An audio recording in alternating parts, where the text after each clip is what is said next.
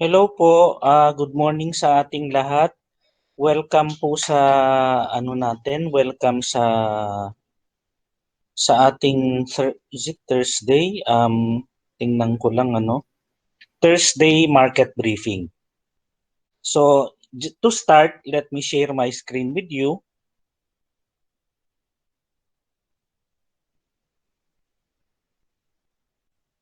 Ayan po, so I hope nakikita nyo na. So, umpisahan po natin sa Euro USD.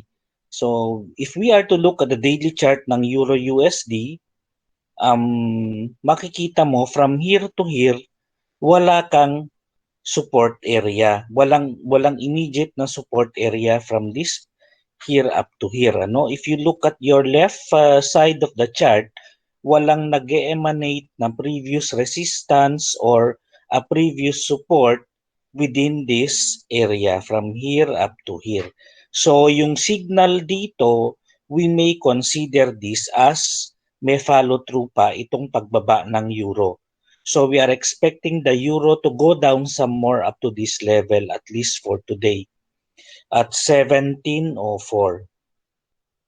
Kung dyan tayo, yan ang target natin, saan tayo pwedeng magbenta ngayon? So kung titingnan natin yung smaller time frame po natin, we will assume na ang kanyang correction will be up to the 26-day moving average kasi nag-average yung makikita mo may the momentum, the speed is gaining sa trending ng pagbaba ng market mo kasi from from a touch of 20 from a touch of 50, now it is touching or it is paying respect to the 26-day moving average. Kaya nasasabi natin na medyo yung slope niya medyo mas tumitirik na or medyo mas nagiging how do you call this? How do you call that? Medyo mas nagiging inclined na yung slope niya. So we will base our selling or entry level to around the 26-day moving average which is around 1805. Ano po? Yan, so 1805 yung ating selling sa euro. It's around 1805. Yan, every hour nagbabago kasi EMA 26 po yan, hourly.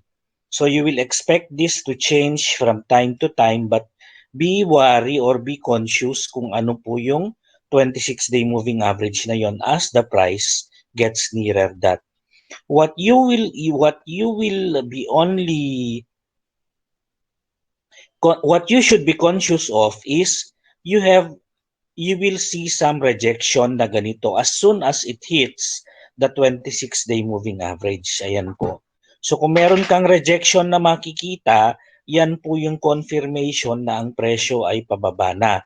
Pero ang cut loss mo pa rin, kalimbawa lumapit yung presyo dito. Kasi pag lapit po ng presyo dito, hindi po ganitong itsura ng bar na yan. Buong blue yan na makikita mo. Blue na real bodied yan. So you will think that it will break. Of course, it can break, it may not break, Pero ang point dito, kesa dito ka pumasok, ang iaano mo din lang naman, pag lumagpas yan dito, yung i-risk mo rin naman is just the same ATR times 2 plus yung entry level mo dito sa moving average mo. So yun din ang you can choose to put your price, your selling here, or for the you may wait for the confirmation of a price rejection to happen in the lower portion or beneath the moving average. Ano po? So selling at 1805, ang target mo is 1704. That 1704 is the previous low of this it's the low of itong buong, if you look at your 4-hour chart, you will be able to see na ang kabuuan ng rounding top na yan, ang kabuuan niya ay ito. So it's 1704. Ang cut loss mo ay 1856, which is 25 pips away from your entry price of 1831. Ay sorry, 1805. So ang cut loss mo is 1831, 26 pips away from 1805. Next is the British Pound. So ang British Pound naman, kung titingnan mo yung daily mo,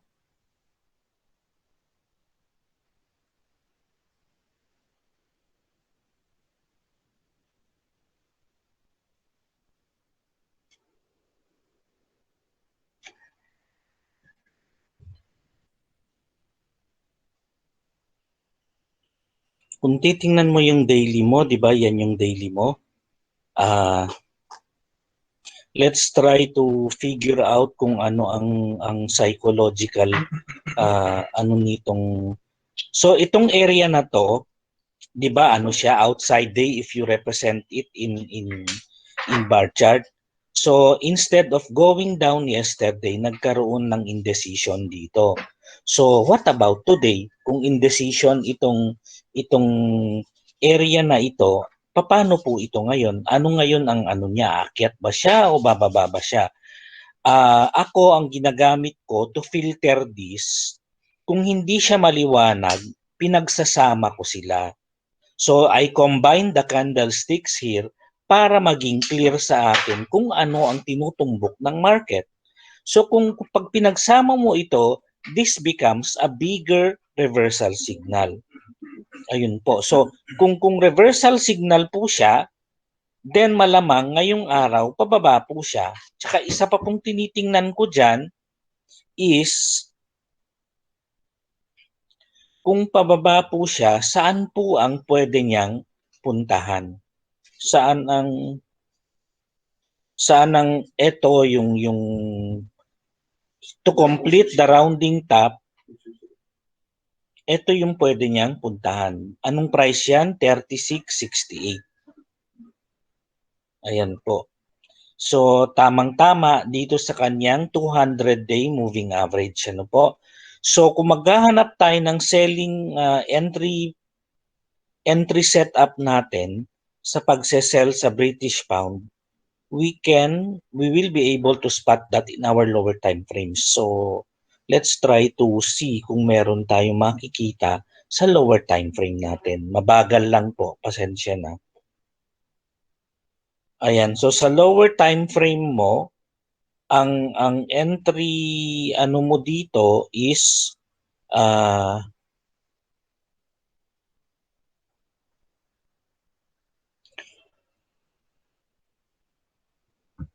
pansinin niyo po yung ano no, yung lagi nating pinag-uusapan, when the market is consolidating, it is usually the 26-day moving average that carries the price away from the consolidation. So this one is a consolidating market kasi maliliit yung range ng presyo mo or maliliit yung real bodies mo compared to the initial initial direction niya. Yung if you compare the real bodies happening here in this downward movement ng presyo, if you compare it here, they are relatively smaller than the real bodies of the candlesticks here. Ano po? So that goes to show that this one is a controlled controlled consolidation by the market. So ibig sabihin kung nagko-consolidate sila, anong kino-consolidate nila? Nagko-consolidate sila more or less ng mga positions nila. So when they are consolidating their positions, they are either taking profit or uh, ano ang tawag, they are what's the term for that? They are winding up or they are winding up their position. So dito, ano ang previous position mo dito? Dito, selling ka. So dito po, yung buying nila hindi ganun kabilis, makikita mo. So when you wind up your position here, which is buying, you wind it up with selling, sorry. When you wind it up, you're selling here, you wind it up with buying. So yung buying mo, makikita mo yung action niya dito, hindi siya aggressive, ano? Kasi kung aggressive siya, the buyers are winning. Pero kung makikita mo yung pagbabay dito, paunti-unti lang, ibig sabihin, nagli-liquidate lang ng positions ang mga yan. So more or less, it will pay respect to the 26-day moving average. Kaya po natin sinasabi na usually it's the 26-day moving average that carries the price away from a consolidation. So this would have been an area of value as far as entry setup is concerned, or if you cannot find any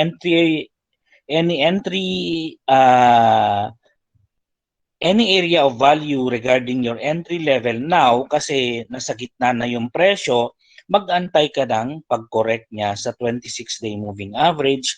Kaya po ang ilalagay natin ngayon is ito muna, pansamantala, pero ito po ay nagbabago bawat galaw ng oras. Ano po? Ito ay nagbabago, itong 1.3800. Ito yung 26-day moving average sa ngayon. 3800. Yan. So aabangan mo ang paglapit ng presyo dyan and then you sell at that area at ang target mo ay, your target will be this previous low. Itong previous low na ito ay 37.30. 37.30, 3800, that is just about 70 pips. Pero ang ano mo, ang average daily movement mo, so kung 70 pips yan, ang average daily mo ngayon is 100 pips. So you may consider this one. Ano po? Yung previous low dito, this one is 36.68. So kung 37.44 yan, ay kung 37.30 yan, meron ka pang isang tinitingnan, pag nalagpasan niya, it may go down to 36.68.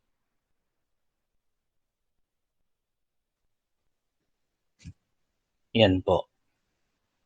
So kung wala nang tanong sa British Pound, tayo ay lilipat naman sa AUD-USD. Sa AUD-USD naman,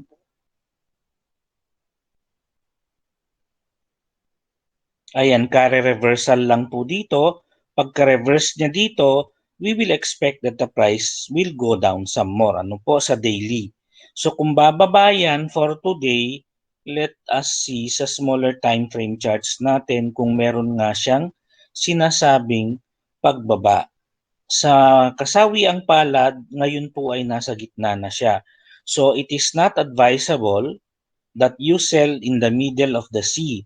No, dito kung dito ka magbebenta, wala ka nang nakalayo na ang presyo. It may happen that it will bounce back here because this is an area of support. A possible area of support is this one and this one. So titingnan mo rin yan since this is a possible area of support, and what is happening right now is your bar could be forming a, lalong-lalo na pagka nag-close na po ito, then it will form if it forms a reversal, then it is most likely that it will correct. It will correct up to how many, or it will correct up to how much? It may correct up to this previous low here, or it may correct up to this level of your moving average. So ngayon, kung titingnan mo, is the price trending? Yes, it is trending kasi lower high, lower low. Ano po? Tuloy-tuloy pa rin yung lower low niya. Kaya I am more inclined to think that it is rather trending then consolidation ang mangyayari. So kung trending yan, it will pay respect to the 26-day moving average, which is at 74.89. So 74.89,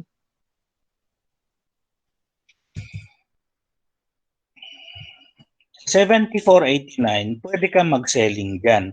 Pero itong level na ito, magbabago pa rin yan kada lakad ng oras. Kasi po, ito ay 26-day moving average. Ano?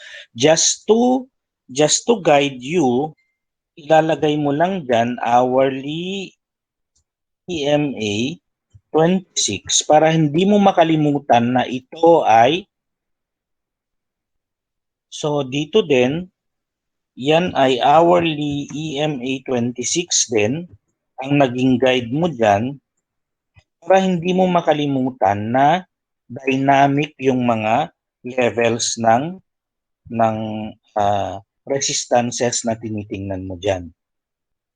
So kung wala na pong tanong, next ay Japanese yen. Ano po? Sa Japanese yen naman, kung nakikita nyo, intact pa rin yung kanyang uptrend channel sa daily. Yan. So intact pa rin siya.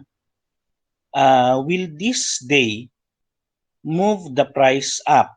I am expecting the price to go up higher, at least an uptrend direction for today, primarily because this is a morning star. Hindi pumuta ito ha. Ito po ay morning star, pababa siya, morning star happening on a support area, so most likely we expect the price to reverse on its way up again. So dito, kung mag-aabang tayo ng presyo, saan tayo mag-aabang ng presyo dito? Of course, dito po sa trend line, either at the trend line or at the 26-day moving average. The 26-day moving average is at 110.40. So if we are to if we are to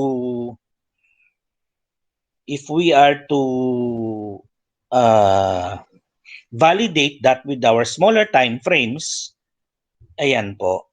So titingin tayo dito ng eksaktong ano niya. So ngayong oras, ngayong within the last 4 hours, we will see that we will be able to see or observe that it did try to hit this price level here. So nung nag-hit po yan, maglalagay ka lang ng buy dyan. Kung lumagpas, pasensya kasi ganun talaga ang trading. May talo, may panalo. Wala naman pong mas lalo kayong hindi dapat maniwala kung ang tao ay magsasabi sa inyo na 100% siyang tama kasi hindi po siya tao. Kung 100% siyang tama, ano po? So dito, ang ano po dito, maglagay ka lang ng buying dito. Be sure to safeguard your position with a cut loss that is based from the concepts that we have learned so far, ano? So ano lang, yung paglalagay ng cut loss dito dapat kasi po kaya ko po laging ini-stress yan, yung paglalagay ng cut loss. Dahil kung papansinin niyo mamaya, pagpunta natin ng gold, so ito paakyat ngayon. Saan naman siya pupunta? Pwede siyang pumunta dito or dito. So ang pwede po niyang target from 110.40 something, no? 110, ba nilagay dito? 110.40 ang target po niya is 110.98. Yung 110.98 ay previous high po yan. So yung previous high na ito ay malamang ito na. So ito po yung kinonsider natin dyan, yung mga itong previous high na ito, this could be the target for today. So 110.98 ang pwede niyang targetin sa araw na ito. If we are going to check that with our ATR or volatility niya on a day-to-day basis, yan, 50 pips lang po ang kanyang 50 pips lang ang kanyang average trading range for a day, ano, within the last 20 periods. Yun po ang ibig sabihin ng ATR na gamit natin. So this one is about 50 pips and yung cut loss mo is 24 pips at 110.16. Kaya po yan that's how we arrive at that recommendation. Ano po? So kung wala na pong tanong dyan, ang next naman natin ay ang gold. So sa gold naman po, hindi po it takes a lot of experience na tumingin ng charts kung if you are doing what I am doing. So anong ibig kong sabihin ng doing what I'm doing? I am trying to yung ginagawa ko po, kung nakikita nyo, yung mga levels na sinasabi ko sa inyo are most likely the highs of the day and the lows of the day. So yan po. Plus, nakapapal na ano pa diyan yung mga cut loss na areas niya na nakakalculate din natin dun sa possible high and low, so we are able to get that. Tulad na lang kahapon, no? So I'm sure may kopya naman kayo dito, hindi ko yan pinalitan. So ang cut loss po natin kahapon sa gold is 18.1040. Hindi ko po hinulaan itong 18.1040. So kung titingnan mo yung chart dito, ang high po kahapon is 1809.74. You were only few pips away. I remember Ma'am Joanne saying kahapon na, paakyat na siya. Yeah, I agree. Pero ang ano, wala pang closing price yan kahapon. So kaya po ang inisip ko din kahapon, posible siyang bumaba pa rin kasi this is the path of more ang daming nakaano dito, no? So ang daming nakahambalang na presyo dito. So path of more resistance ito. The lesser resistance would be downtrend. So kaya po sinasabi, tapos meron pang reversal kahapon. That is why I was more inclined to think na pababa po siya. Kahapon po. Ito po, pero ang nangyari ito, pero ang sinasabi ko lang naman, kung nagbabad po tayo, yung cut loss natin, hindi pa rin tayo na cut loss kahapon. Kasi kung nagbabad tayo ng posisyon, day trading po kasi ang inaano natin, ano, ang it's day trading what we are trying to catch dito sa ano po natin, sa mga forecast po natin. So dito, hindi tinamaan yung ano mo, ang selling mo pa rin was about 1800 and umakyat ay bumaba din siya ng so ngayon pababa na rin siya, no? So from a low, from a high of for today high of 1804, nasa 1796 na po ang presyo. So granting na dito ka nag-trade kahapon, nagbabad ka, now it's at 1796, medyo kumita ka pa rin. Yun nga lang, most likely today, medyo ibababa na rin po niya. I'm expecting na ibababa niya rin basing on the presence of the resistances here at this area. Kung titingin ka ngayon sa lower time frame mo, kung titingnan mo siya, saan most likely ang kanyang igagalaw, saan most likely ang kanyang punta. So ang pinaka ano po diyan, pinaka significant na pwede mong gawin diyan that will reflect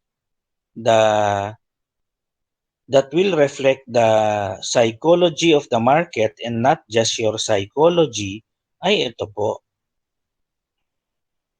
So if you are to take this trend line, if you are to consider this trend line, ito pong trend line na ito, so kung nag-break na po yan, saan po siya pwedeng pumunta? Siyempre dito po, ano po?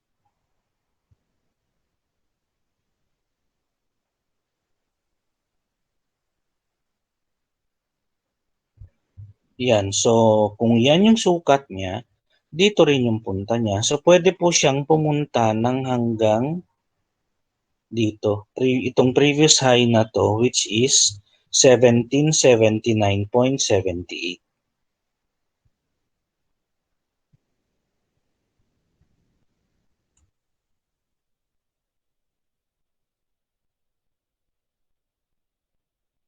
Yan. So pwede po siyang bumaba ng 1779.78 at mag-cut loss ka ng $10. Ano po? So kung wala na pong katanungan dyan, we will now go to forexnews.com. FX Street po ito. I keep saying it's Forex News, but it's not. It's at FX Street. So ito po yung mga economic calendars, things that can be expected from the market today. in terms of the economic indicators that will be released. So ito po sa Australia merong speech yung kanyang governor ng central bank, ano. So it has happened, or it just happened ng 10:15. So I don't know kung nag-steer yan ng volatility sa Australian dollar. Ayan, meron ngang nangyari. So nag-ano nga siya, nag-steer siya ng quite quite a volatility sa market, dahil makikita mo naman ito, no, medyo mahaba-haba yung legs niya pababa. So nagkaroon ng konting, medyo kinabog niya yung market diyan, but ayan, so ang isa pang pula diyan is again coming from ECB President Lagarde mamayang 7 o'clock. So she will discuss something about their monetary policy. Monetary policy lang naman ang pwedeng pag-usapan ng president ng isang central bank, ano. Monetary policy with relative to your present economic condition, kasi yan naman talaga ang trabaho po nila. So, and then after the 7 o'clock speech, magkakaroon na naman siya ng next round of speech ng 11 o'clock, ay 9 o'clock ng gabi. So, yan po so puro mga speech po ang pwedeng magpagalaw ng market mamaya. So, it will be highly dependent on how the market will pick up yung mga key points ng kanilang speech po. So, kung wala na pong katanungan, I am hoping po that na tuloy-tuloy pa rin itong itong ginagawa nating market briefing sa inyo, by you funding yung mga account nyo po sa M-Trading. Kasi if you are trading po and you do not trade with M-Trading, and M-Trading is paying me to give you this market briefing, then M-Trading will not also feel good about it. They will, of course, it will come to a point that they will not let me spend company time anymore to do these things with you. So ayun po ang aking paalala lang. So magandang araw po sa inyong lahat, and have a nice day everyone po.